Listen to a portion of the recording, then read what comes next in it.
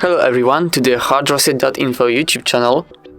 Today I'll be showing you how to remove a post on Parler. So let's start off by launching Parler application. For today's example we'll be using our own post. As you can see, it's right there. And to remove it, you just simply have to tap on this arrow icon in the top right corner of the comment. So let's tap on it, and as you can see, there's this menu. And at the very bottom, you can see there's an option to remove post.